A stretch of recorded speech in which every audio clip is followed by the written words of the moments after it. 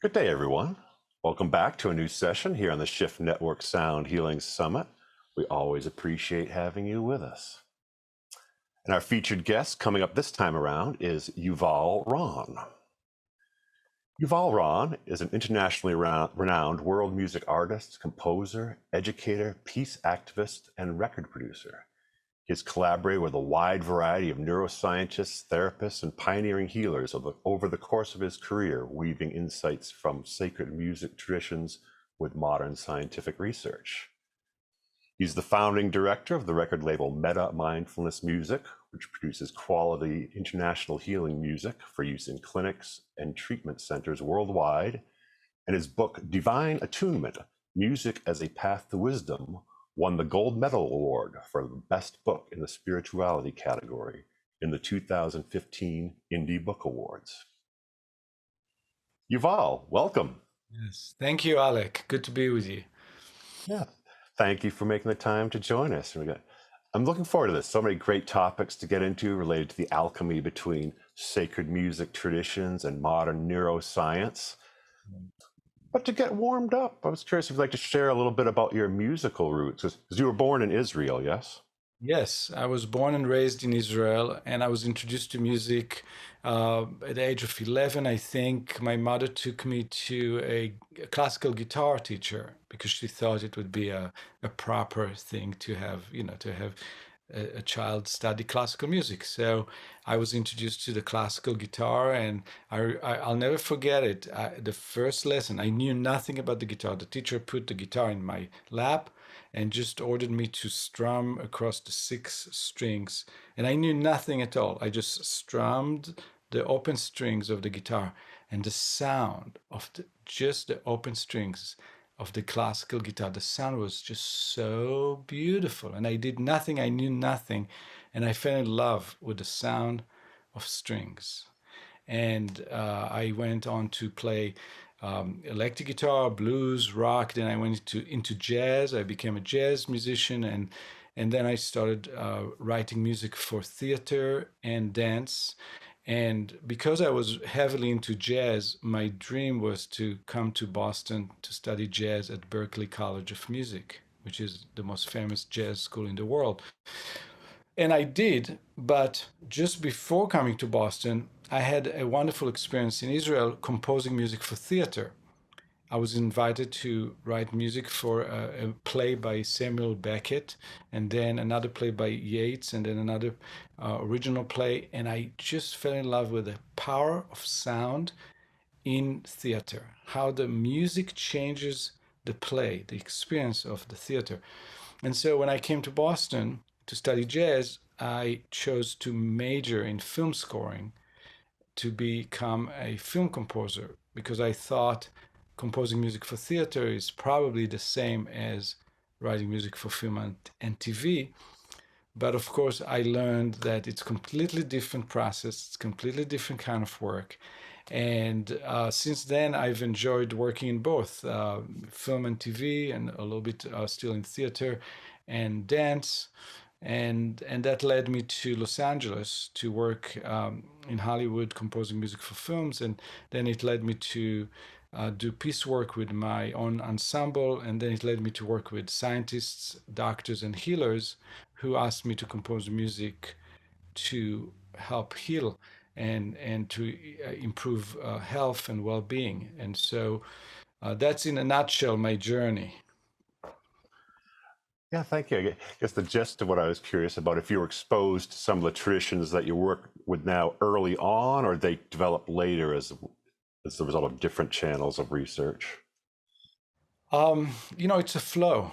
It's a flow of life. It's a flow of my career, and in different time, I've focused on different research.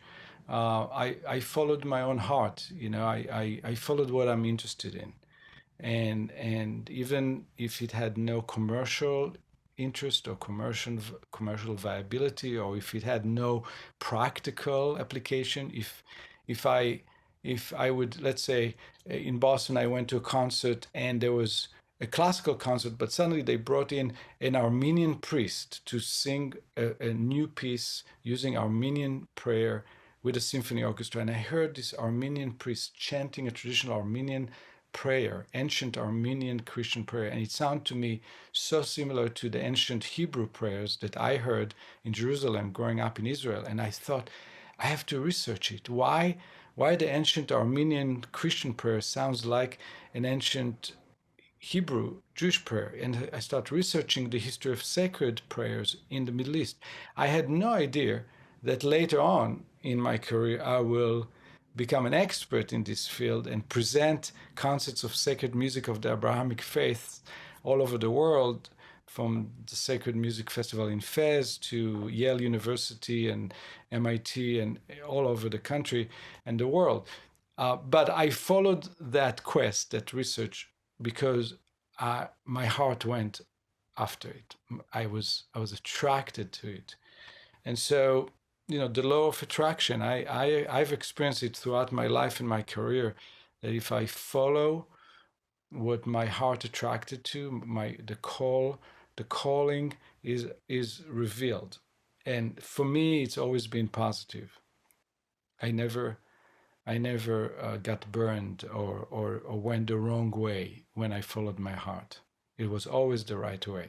It was always a blessing. Sometimes it would take 9 years or 20 years or 30 years to reveal where the blessing is. But in my life and career, the blessing always, sooner or later, revealed itself. I think that's a beautiful mission and calling, just to be a contemporary ambassador, conduit for these ancient music traditions and these ancient instruments. So thank you for that. Because I recall a factoid that the oud may be the oldest known string instrument. Is that true? Yes, it's originated from a smaller instrument. This is the oud. It's the grandfather of the guitar. It's the the father of the lute, and it originates from a smaller bodied instrument that we see in ancient archaeological plates, and it goes back about 3,000 to 4,000 years old. It started just with a gourd, a piece of wood, and a string, one string, and then second string, then third string, and slowly they made the body bigger and bigger and bigger and lighter, and that's where we ended up with the oud. And then from the oud, we developed the lute, and then from the lute, the guitar. I find that fascinating, that the traditions of music, as I, from what I recall, that information, samples of the oud were found like 3000 BC and in pre-Islamic Persia. So we have this concept of musical song lines and chains of consciousness stretching back, crossing different nationalities, different cultures to now. So thank you for being a representative, continuing the lineage. Yeah. So moving on, we have to time jump a little bit too here to get into our topics. But one of your first major projects in the therapeutic music realm, was with the Monroe Institute. Would you like to tell us a little bit about that project, and if you'd like a little bit about the significance of Robert Monroe as a pioneer in the effects of music and sound on brain and consciousness? Yes. Alec, I just recently read an article that about one thing I didn't know about Robert Monroe, a researcher that started in the 50s and 60s to research about the connection between sound and the brain, that he also was involved in trying to develop sound waves that go to the brain and affect shifting of consciousness, and even be able to see things or sense things from over long territories, faraway places. And the CIA had a whole secret project in the 70s trying to use the methods that Robert Monroe developed in order to develop spying techniques to serve the CIA, to be able to spy from one continent to another without going there, to have spies use their mind, use their brain in order to see information far away. And they used the sound techniques of Robert Monroe to try to develop that method. That's something I just found out in a recent.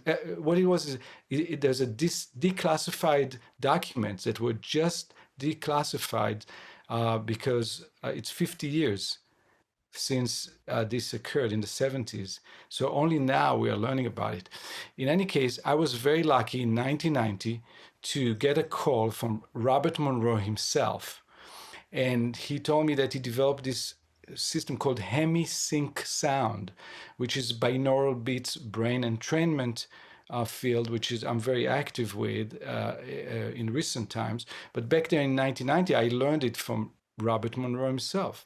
And he wanted me to compose music that would go along with the two binaural beats tones that he devised in the right ear and a different tone in the left ear. And he created a whole journey of music frequencies that go through your ears to affect the brain waves inside your brain in order to take you on a psychological emotional journey, which was a therapy. It was a therapy session of about 30 minutes long, and all you would hear is just low, boring tones in the headphones, just like a rumble.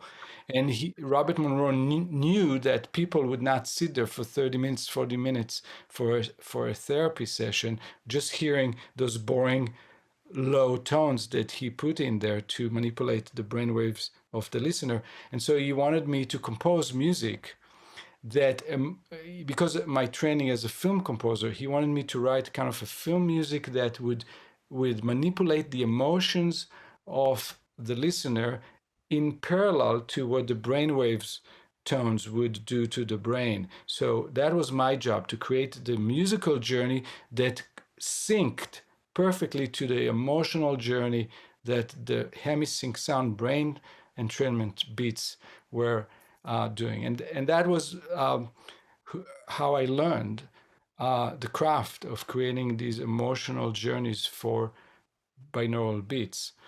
And later on, when I met Dr. Richard Gold from Meta Mindfulness Music, Meta with a double T, Meta Mindfulness Music.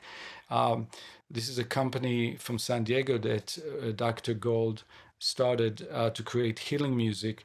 Dr. Gold was very interested in binaural beats, and because of my experience working with the researcher Robert Monroe, which is like the father of binaural beats field, I was happy to create this new music over the last 10 years that facilitate brain entrainment for different purposes. For example, to increase sleep, to increase concentration, to increase focus, to increase ability to meditate deeply, to increase creativity, relaxation, immune system boost. All those are the targets of Dr. Richard Gold. And so I created the musical journeys with those binaural beats to bring the listeners to those places. Thank you. That's a very important synergy, because the technique of brainwave entrainment a la Monroe is very simple, and a lot of people have continued to develop that. And just for people who may not be familiar, you can look it up for much more information, but in the simplest nutshell, it takes two sound frequencies, say 100 cycles per second and 108 cycles per second. And when introduced separately into each ear via headphones, the predominant frontal lobes of the brain will have a tendency to entrain to that 8 cycle difference. So that's the science of it, and it is beautifully effective. But what you're providing, I think, is crucial, because I recall seeing a quote years ago in a book by Lama Govinda, Creative Visualization and Multidimensional Consciousness, that said, kind of a zinger, like, brainwave states and states of consciousness are not synonymous. Which, what? Yeah. But that gets interesting, because watching a TV puts you in an alpha state, and few people would say that's enlightened condition, an enlightened condition. So that element that you bring to the emotional and the flow of the musical compositions, that adds, I think, a crucial layer to the experience. Yes, indeed. And some people would not relax with relaxing music. They will not meditate with meditative music because their brain is buzzing so fast and so intensely that even if you use music, which is very powerful medicine, um, it may not be enough. And I recommend to these people to use binaural beats music, because the binaural beats, in addition to the relaxing music, the binaural beats slow down the brain to the place where you can relax, or where you can sleep, or where you can meditate, or where you can focus. So the binaural beats are a powerful tool that works in addition to music. You see, in the very beginning, Robert Monroe started by just putting nature sounds or even just white noise in addition to those binaural beats. So you would hear just noise. Shh, that's what you would hear. But the binaural beats would do the work underneath the white noise. Then he developed the concept of, hey, let's use music to support the binaural beats. And that's what I do. And I find that it's powerful. There's some very complicated methodologies that now we use of alternating binaural beats and doing different journeys and arcs of different brain states, different brain waves that we send in and bring the listener to. So you can, the simplest thing is just to bring a person to alpha, or to bring a person to theta, or delta, to one state of brain wave vibration. But there's complex interwoven techniques that we now use where we alternate the person's wave frequency for a certain purpose. And we found that now, scientists that I work with telling me that the situation that they are aware of is much more complex than it was 50 years ago when Robert Monroe started. The brain doesn't have just one area of vibration. There's not just one vibration in the brain. There are many different vibrations in the brain, and you can have different brain waves riding another brain wave and one nourish the other. One is facilitating the other. It's not either or. The brain is much more complex than that. Just like it's really not about left brain and right brain anymore. This is completely simplistic perspective that was true 50 years ago. But now scientists that I work with telling me that the left and the right collaborate all the time. There are circuits in different parts of the brain that are working in concert. And so it's not either or, it's not left or right, it's not alpha or theta. It's not so simplistic. And so our brain entrainment music and technology now is becoming a lot more complex and interesting than it used to be, even in my own perspective from 1990 to today. Within 33 years, I can tell you the difference between how I did it in 1990 with Robert Monroe and how I'm doing it now with the scientists that I work with right now. Incredible progress.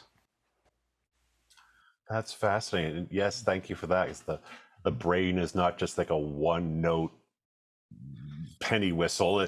As you know, there's this entire symphony of waves and vibrations going on, from rational thoughts like, oh, what am I going to have for dinner tonight?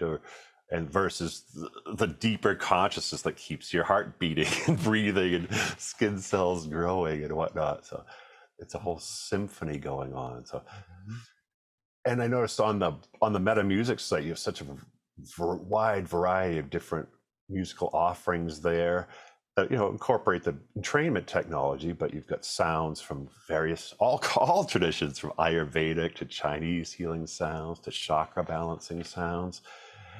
Maybe say a little more, just that fusion of these influences from all these traditions into this technological foundation. Well, we are getting into alchemical compositions using different wisdom tradition that you're talking about, but it started by me working on different wisdom traditions and medical traditions at one time. So I spent years just researching traditional Chinese medicine and the elements of Qigong that are fire, water, earth, air, which is called metal, and we have something called triple warmer in traditional Chinese medicine. I was commissioned to create music that invokes the energies that are the building blocks in the philosophy of Chinese medicine. I spent years researching that and creating music for that. Then I was asked to create music based on Ayurveda, the ancient medicine tradition of India. And I spent years researching that. I went to India, spent time in India researching it. I consulted masters and experts in that field and created music for the doshas of our Vedic medicine. The doshas are the basic energies of yoga and Ayurveda medicine.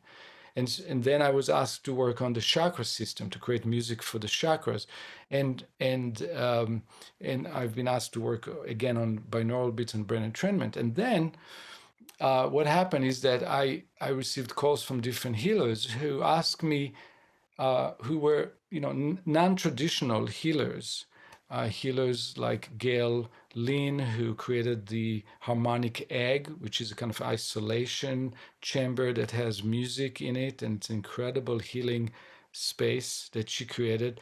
And a person like Gail Lynn, who's influenced by sacred geometry and engineering and light and sound therapies, she was open to have an alchemy of all the traditions. She said, why not mix musical elements that you created for the chakras with the musical elements that you created for traditional Chinese medicine for the element of water, let's say. And how about if you use an element of water from the Ayurvedic tradition? And I said, oh, that's a great idea. Let's create alchemy of musical elements and vibrations from the different wisdom tradition. And so I started putting together those musical elements that came from those different projects, and we created some new music for healing that has incredible richness of elements and vibrations and philosophies from various different Eastern-based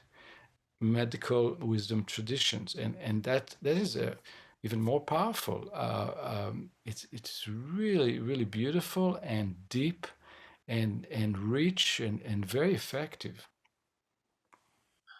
That is brilliant, and we'll tell people where to go to hear more of that music in a few moments. It's just enchantingly beautiful, powerful stuff. And as you noted, I think that's one of the higher callings of this sound healing field and musician. I guess all the arts to contribute to greater harmony and unity on the planet, taking the rather than things that divide, but taking the common elements from traditions and bringing them together for all of our benefit and evolution. Thank you for that. So we'll come back and talk a little bit more another specific topic related to the brain and neuroscience. But first, let's maybe let the music do the talking for a few minutes. I understand you have your oud on hand. Would like to do a little demonstration for us? Yeah, let's just have one instrument, the oud, just simple. Let's go back to basics. And I will invite you to just take 5 minutes now and listen to the sound of the oud and follow that as a practice of sound meditation. All you need to do, close your eyes, sit comfortably, breathe slowly, and listen to the sound. If any kind of images and thoughts coming your way, just tell them, I'll think about you later. And I want to focus on the sound. So just focus on the sound and note what the sound does to your body and mind. What is the journey that you're going through as far as senses of temperature, senses of light and darkness? Do you sense a sense of space in the beginning? A different space maybe at the end. The music will be a kind of a journey. We'll take you on a journey and we'll see what happens.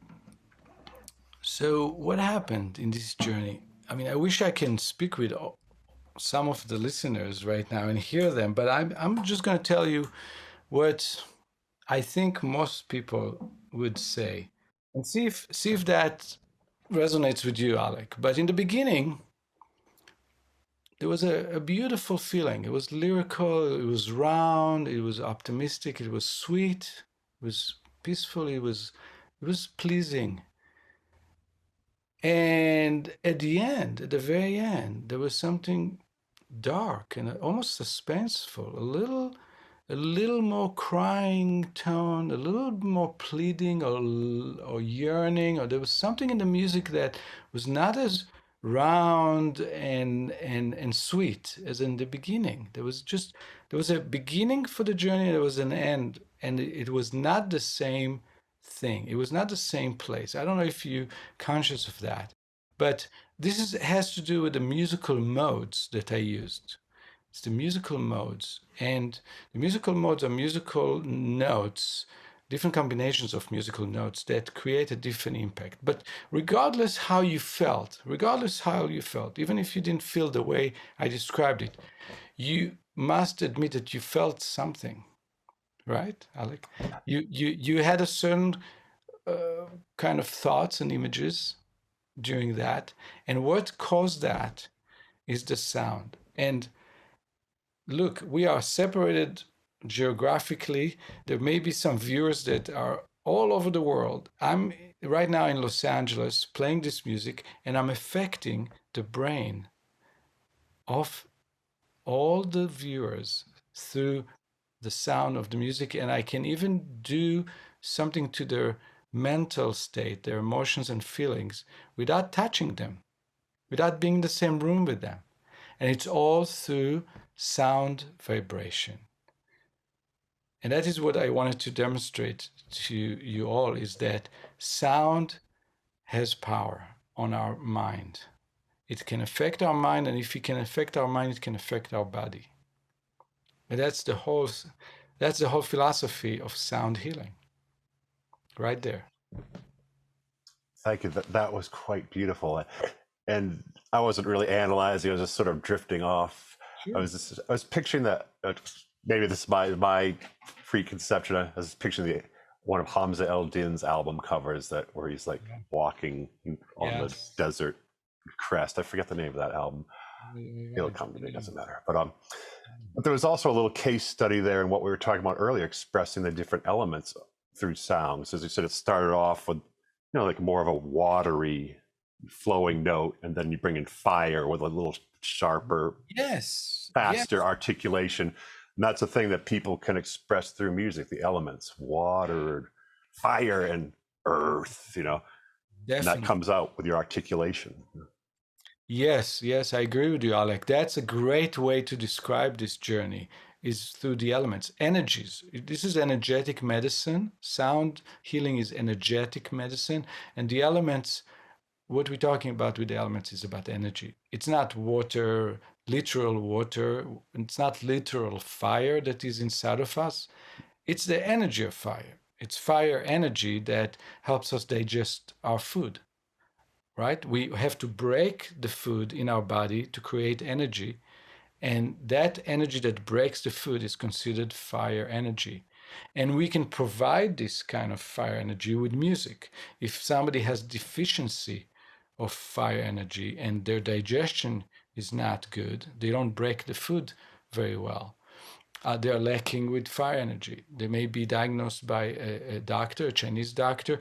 A Western doctor may say, you don't have enough enzymes. You need to take more supplements, get more enzymes. You need to eat more fiber. You need to, the Chinese doctor and the Ayurvedic doctor will describe the same thing, but with more poetic language, because that's the language of the ancient medical traditions. So it's a little bit more poetic. They would say, you're lacking fire energy and you need a little bit more of wood energy and a little bit more metal energy to support the fire energy. So it's not so easy. It's not so simple. It's complicated. So you need a little bit of this, a little bit of that, and a little bit of that. And they give you a prescription of herbs, of diet, of yoga. And we add to that music. We can prescribe music that could support and nourish a certain energy that one lack. Talking about fire is also considered a nourishing energy for vision and courage. So in these traditions, it's considered, if you're a person that never had a vision, you just go through your life. You go through your life and you do everything right. You do everything that people told you to do. Your parents told you to do this. Your teachers told you to do that. You're a good boy. You're a good girl. You just walk through life doing everything right. But you stop for a second and you think, all my life, I never had a vision for myself. I never, ever had a vision for my community or for my family or for my city or for my neighborhood or never had a creative idea. Never. That is considered a situation that relates to possibly some lack of fire energy, because fire energy feeds and nourishes the power to envision things and to have courage to implement it or to go for it. If you really have no courage, it doesn't help that you have a vision, because you're never going to express your vision to anybody because there's no courage. So fire is the energy that is behind these. So there's mental and there's physical, and both are nourished by certain balance of energies. And the ancient medical traditions have been focusing on balancing those energies. And what we do with music is support that work of balancing the energies through music. And so we prescribe particular music for particular situations. It's very interesting, fascinating. I find it incredibly fascinating. It is, and it is a massive topic. These are ancient traditions with voluminous literatures from all cultures, and also worth noting, these traditions were based in science, in the true sense of the word, where science is a methodology and a method of inquiry based on experience and observation. They all did that very profoundly. Science is not merely a materialistic belief system expressed in terms of biochemistry, which is dominant now, but Yeah, all of these traditions were based on practical results.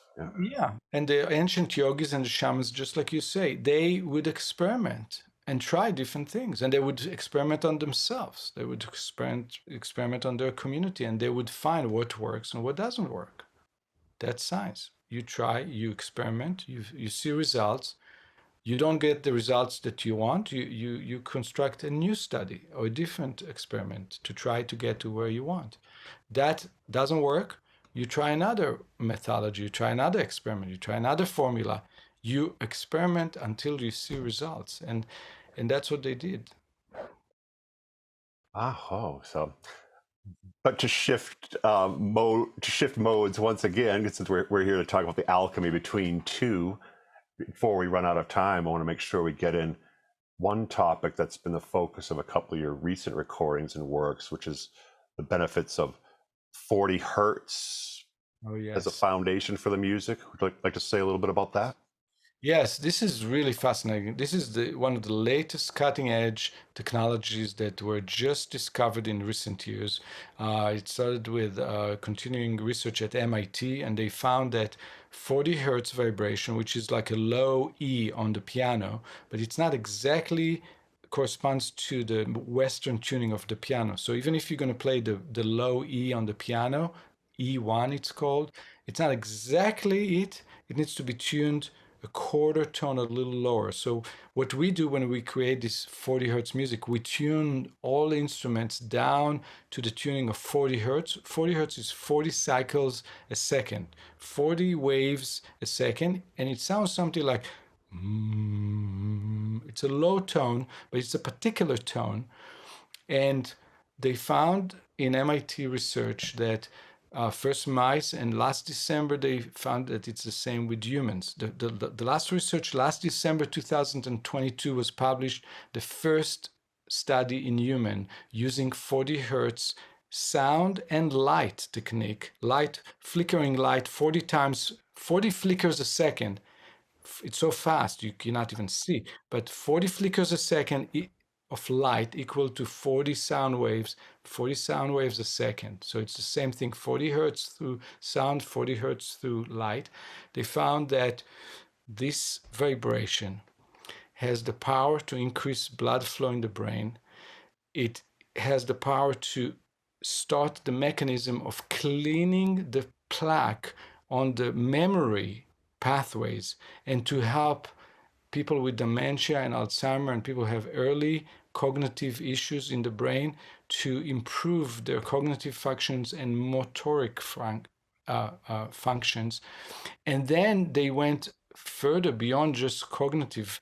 They found that chronic pain syndrome, which is neurological based, where you have pain all over your body. Every day you have pain in a different place of the body, and you drive the doctors crazy because the doctors think you're cuckoo, right? I mean, one day you have pain here, the other day you have pain here, the third day you're it's going around. What's wrong with you? No, it's not psychological. It's neurological chronic pain syndrome that has to do with neurological issues. This 40 hertz vibration is helping alleviate those conditions as well. And now they're expanding the research into heart issues and mood swings issues and sleep. And it's all around these 40 hertz vibrations. And what Dr. Richard Gold from Meta Mindfulness Music asked me to do, and another Dr.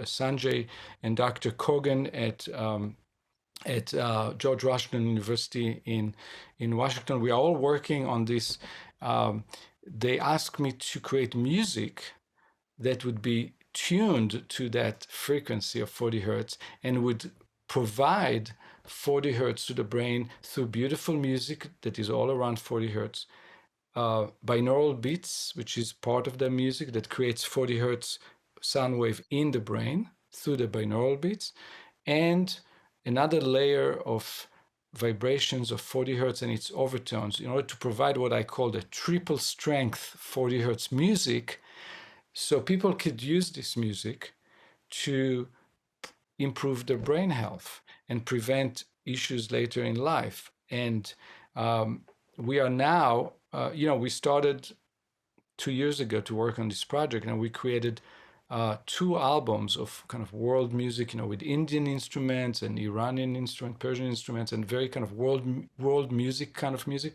And then I thought, what about people who just can't listen to Indian music, or they can't listen to any Eastern-based music? They just dislike it. What about them?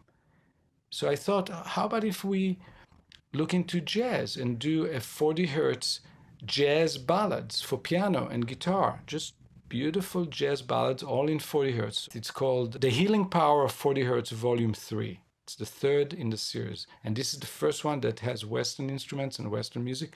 And now we are working on another album that is all choral based. How about vocal music all in 40 hertz tuning? And that is something that we're going to be recording. I finished composing it, and we're going to record it in a few months, and it's going to be available in probably early 2024, the choral music in 40 hertz. And all these are to improve brain health and to provide beautiful music and to help people with chronic pain, with sleep issues, with mood swing issues. And I'm very hopeful about this because the results, the studies that are coming out are just amazing. 40 hertz vibration. And I'll tell you, this is part of gamma. Gamma is a kind of very fast brain waves, and gamma is from 30 hertz to 100 hertz.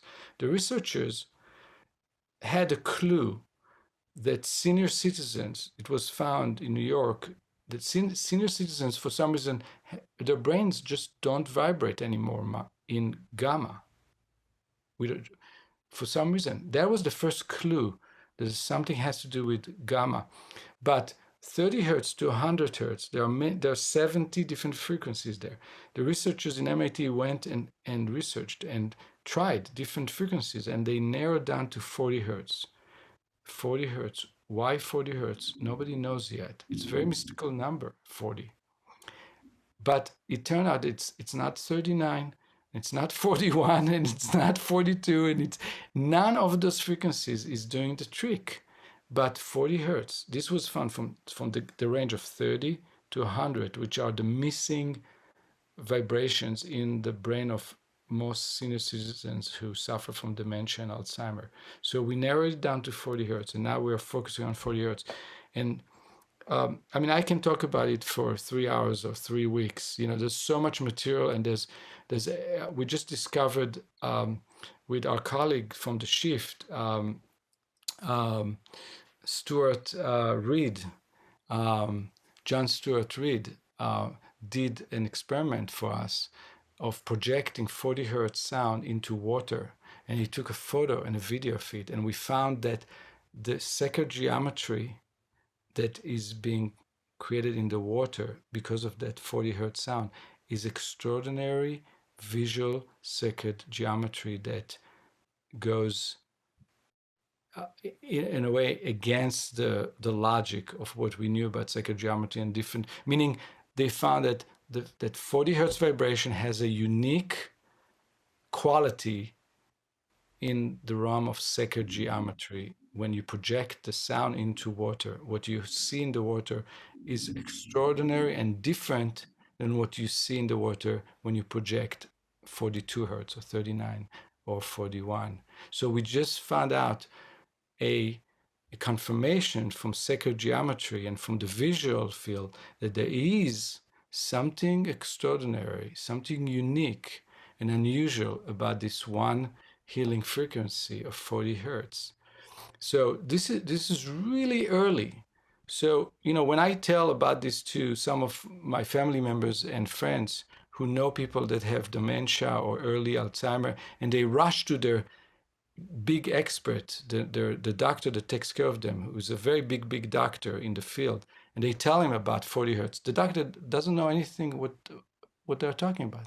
The doctor knows nothing about it because it's not something that is out there yet. It's all in research stage right now. And there's very few doctors around the country that actually working with patients with that technology, but it's not out yet on a it's not even close to go through the FDA.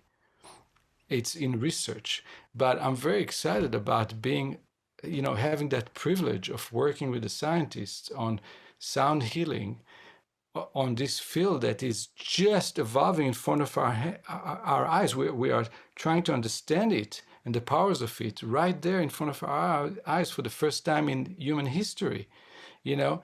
So it's very exciting, and I'm very, very glad that I have the opportunity to share about this through the Shift Network, because this That is is all brilliant. very, Thank you for being here. And just a word from our sponsor. We are winding into our last few minutes here, but if people would like to hear some of this music and read some more of this information on the topics we've discussed today, what is the Meta Music website? Meta Music Mindfulness? What's the exact URL? Yes, meta with double T. Remember, meta with double T means loving kindness in Sanskrit. So meta mindfulnessmusic.com. That is the website to go. You can find everything on there: research, science, the music, everything. If you want to go to my website, it's yuvalronmusic.com. Yuval, it's spelled Yuval. My last name is Ron, Ron, and the word music.com. And then you'll get to my website. And I would love to hear from you. If you have any questions, please send me an email anytime. Right on. I imagine those sites will be linked below, both Yuval's personal site and that there's a rich array of resources on the Meta Mindfulness Music site. I noticed under the Learn tab there was a great compilation of links to various scientific articles and studies that expand on and validate all these topics we've been talking today. And there's a little library of videos there. So find your way over to these sites for further study and reach out to Yuval for more information. Do you have any events coming up in particular here from mid-July on, or? Yes, we have 2 concerts in the Los Angeles area that is dedicated to the poetry of Rumi, and I'm bringing an incredible Sufi master named Khawaja Harari from Afghanistan, who just escaped the Taliban because of persecution, because he played for women dervishes that turn and do the ceremony of movement, and the Taliban didn't like it, and so they chased not just the dervishes, the women dervishes who escaped and got asylum in France. They chased the musician who would play music for them, who is a very respectful Sufi master from Afghanistan, and he finally got. We helped him to get a asylum in the United States. He's now in Los Angeles, and so we're doing a big concert in July in Los Angeles area on July 28th, 29th with the poetry of Rumi, the Sufi music of Afghanistan, and my ensemble. That is, you can find information about it at yuvalronmusic.com. And I'm going to be in the Bay Area, in San Francisco area, teaching and performing from August 3rd until August 12th. There are many events during those 10 days that I'm going to be in residency in Northern California. And I may be in Pennsylvania at the end of the summer teaching a retreat of healing sounds. And I'm going on a sacred music journey exploration of Southern India in February 2024, and I invite all of you to come along with me, but we have only 30 seats on the bus. So this is an incredible journey. You can find out information on my website, yuvalronmusic.com. And if you want to join, there's information there how you can join and come along with me and my musicians for this adventure, February 25th until March 13th, 2024. You should come along, Alec. All right. Hey, I'll take a look myself. You are a rambling man here. So beautiful. And yeah, people check it out because that's, being the live presence of these sounds and the multi-dimensional layers that come from really being there. That's where the magic happens. But here we do what we can do via Zoom, non-locally. I'm a believer in the non-local connection, the reality of the benefits of non-local communication performance. So sending it all out there. And on that note, Yuval, thank you for being with us today. Brilliant stuff. Thank you, Alec. So happy to meet you today and to talk with you. And you brought the best out of me. Thank you for your great invitation. Oh, thank you. That's what we try to do here for the Shift Network. And once again, we thank the Shift for providing this platform to make these journeys on the sound current possible. And most importantly, thank you all for being out there listening. Know that you are appreciated, and we invite you to come on back because there is more to come here on the Shift Network Sound Healing Summit. We'll see you next time.